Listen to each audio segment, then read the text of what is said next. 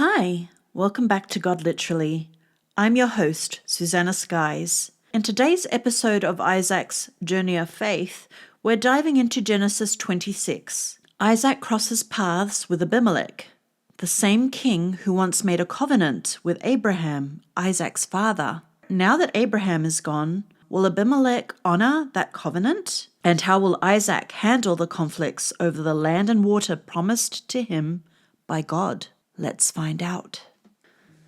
Isaac and Abimelech. There was a famine in the land, besides the first famine that was in the days of Abraham. And Isaac went to Abimelech, king of the Philistines, in Gerar. Then the Lord appeared to him and said, "Do not go down to Egypt. Live in the land of which I shall tell you. Dwell in this land, and I will be with you and bless you. For to you and your descendants I give all these lands, and I will perform the oath which I swore to Abraham your father. And I will make your descendants multiply as the stars of heaven. I will give to your descendants all these lands, and in your seed all the nations of the earth shall be blessed. Because Abraham obeyed my voice and kept my charge, my commandments, my statutes, and my laws." So Isaac dwelt in Gerar. And the men of the place asked about his wife, and he said, "She is my sister." For he was afraid to say, "She is my wife," because he thought, "Lest the man of the place kill me for Rebekah, because she is beautiful to behold." Now it came to pass, when he had been there a long time, that Abimelech, king of the Philistines, looked through a window and saw, and there was Isaac, showing endearment to Rebekah his wife. Then Abimelech called Isaac and said, "Quite obviously she is your wife, so how could you say she is my sister?" Isaac said to him, "Because I said, lest I die on account of her." And Abimelech said, "What is this you have done to us? One of the people might soon have lain with your wife, and you would have brought guilt on us." So Abimelech charged all his people, saying, "He who touches this man or his wife shall surely be put to death." Then Isaac sowed in the land and reaped in the same year 100-fold, and the Lord blessed him. The man began to prosper and continued prospering until he became very prosperous, for he had possessions of flocks and possessions of herds and a great number of servants. So the Philistines envied him. Now the Philistines had stopped up all the wells which his father's servants had dug in the days of Abraham his father, and they had filled them with earth.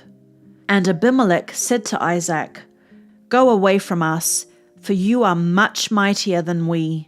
Then Isaac departed from there, and pitched his tent in the valley of Gerar, and dwelt there. And Isaac dug again the wells of water which they had dug in the days of Abraham his father, for the Philistines had stopped them up after the death of Abraham.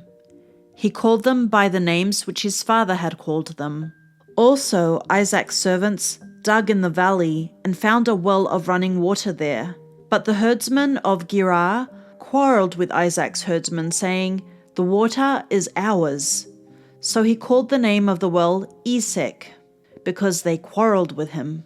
Then they dug another well, and they quarrelled over that one also. So he called its name Sitnah.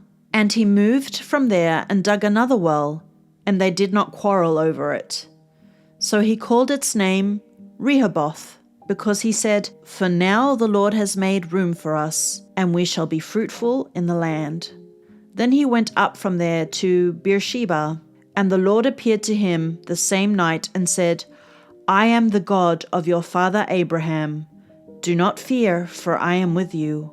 I will bless you and multiply your descendants for my servant Abraham's sake."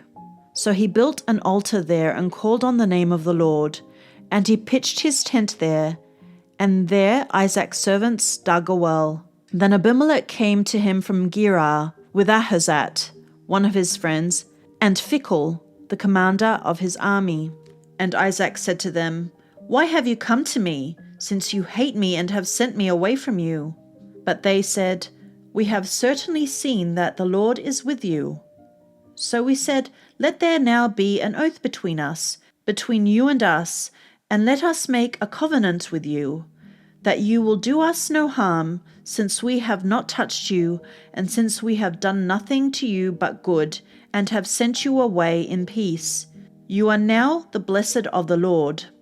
So he made them a feast, and they ate and drank.